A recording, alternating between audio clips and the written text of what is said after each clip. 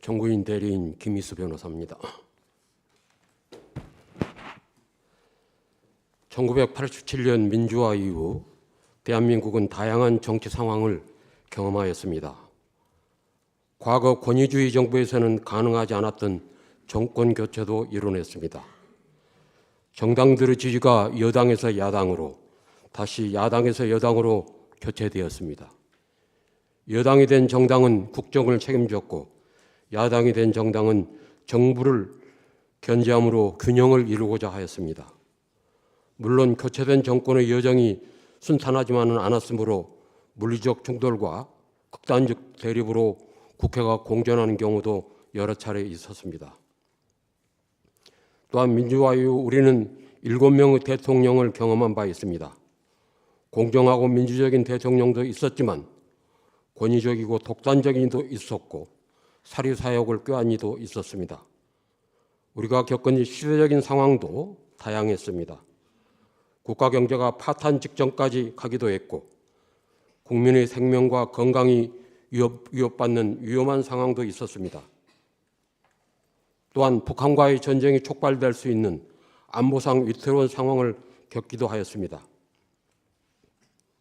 하지만 분명하게 말씀드릴 수 있는 것은 민주화 이후 어느 대통령도 아무리 어려운 상황에 있었을지라도 자신의 약점을 돌파하기 위해 비상계엄을 선포하지는 않았습니다.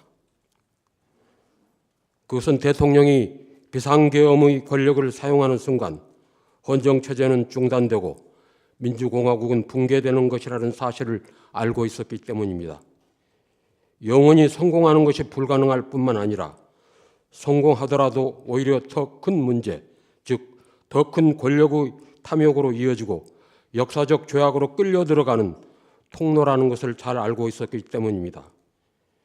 피청구인이 저지른 비상계엄 선포는 어떤 대통령도 꿈꾸지 않았던 바로 그 금단의 행위, 최악의 헌정 파괴 행위입니다. 한 걸음 더 나아가 피청구인은 비상계엄에 대한 유일한 통제장치인 국회의 계엄 해제 요구를 무력화하기 위해 국회를 봉쇄하고 침범하였습니다. 또한 어떠한 근거도 없는 부정선거 의혹을 주장하며 병력을 동원하여 헌법기관인 중앙선거관리위원회를 침입하였습니다. 대통령은 국민으로부터 직접 신임을 부여받은 국정의 최고 책임자이며 최고의 권력기관입니다. 그렇게 그에게는 가장 위험한 권력인 군 통수권과 계엄 선포권이 부여되어 있습니다. 동시에 가장 중요한 과업인 헌법 수호 책무가 부여되어 있습니다. 만일 그가 자신에게 보유된 권력을 헌법에 대한 적극적인 공격에 사용한다면 헌정 질서는 크게 훼손되거나 파괴됩니다. 이것은 단순히 법치주의 원칙의 위반에 그치는 것이 아니라 민주주의 공동체 자체를 붕괴시키는 재앙이며 민주공화국에 대한 자해 행위입니다. 피청구인의 헌법 위반 행위들은 민주주의와 법치주의 기본 원칙에 대한 적극적인 헌정 파괴 행위였습니다. 그럼에도 피청구인의 태도는 어떻습니까? 반성과 느침이 없습니다. 거짓말과 헛소리, 궤변, 그리고 헌법에 반하는 주장을 늘어놓고 있습니다. 정당한 영장 집행에 저항하였고 극렬 지지자들을 선동하여 오히려 공권력에 대항하게 하고 있습니다. 이처럼 피청구인은 몇 년 전 그가 받았던 국민의 신임을 더할 수 없는 방법으로 배신하고 있습니다. 그래도 다행스러운 것은 대다수 우리 국민들에게 민주주의와 헌법의식이 몸과 마음에 배어 있다는 것입니다.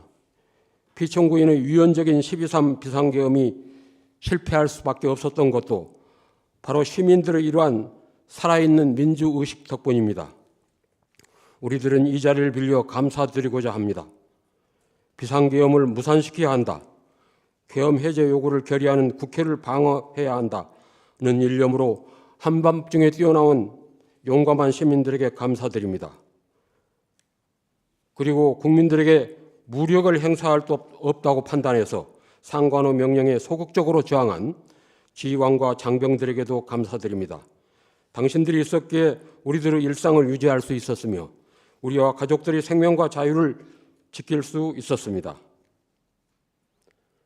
덕분에 우리는 알게 되었습니다.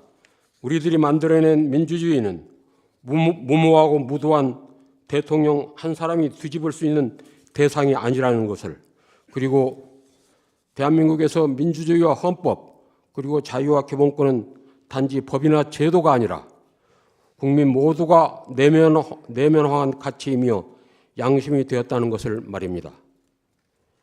피청구인을 지지하는 세력들은 헌법을 부정하고 민주주의와 법치주의를 조롱하고 있습니다.